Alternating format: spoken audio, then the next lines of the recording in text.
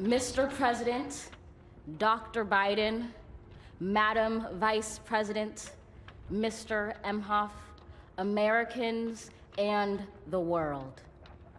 When day comes, we ask ourselves, where can we find light in this never-ending shade? The loss we carry, a sea we must wade. We've braved the belly of the beast. We've learned that quiet isn't always peace, and the norms and notions of what just isn't always just is. And yet the dawn is ours before we knew it. Somehow we do it. Somehow we've weathered and witnessed a nation that isn't broken, but simply unfinished. We, the successors of a country and a time where a skinny black girl descended from slaves and raised by a single mother can dream of becoming president, only to find herself reciting for one.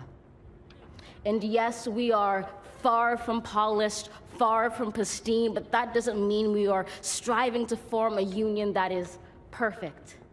We are striving to forge our union with purpose, to compose a country committed to all cultures, colors, characters, and conditions of man.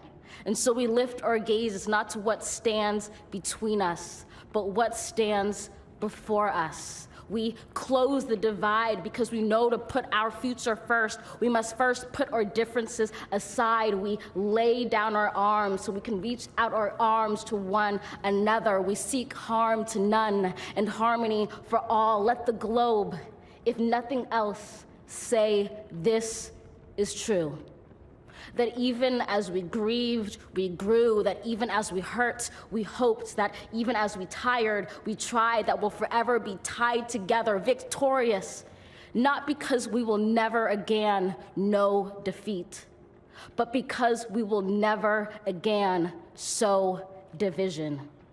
Scripture tells us to envision that everyone shall sit under their own vine and fig tree, and no one shall make them afraid. If we're to live up to our own time, then victory won't lie in the blade, but in all the bridges we've made. That is the promised glade, the hill we climb, if only we dare it, because being American is more than a pride we inherit. It's the past we step into and how we repair it. We've seen a force that would shatter our nation rather than share it, would destroy our country if it meant delaying democracy. And this effort very nearly succeeded. But while democracy can be periodically delayed, it can never be permanently defeated. In this truth, in this faith we trust, for while we have our eyes on the future, history has its eyes on us. This is the era of just redemption. We feared it at its inception. We did not feel prepared to be the heirs of such a terrifying hour, but within it we found the power to author a new chapter, to offer hope and laughter to ourselves. So, while once we asked, how could we possibly prevail over catastrophe? Now we assert, how could catastrophe possibly prevail over us? We will not march back to what was, but move to what shall be, a country that is bruised but whole, benevolent but bold, fierce and free.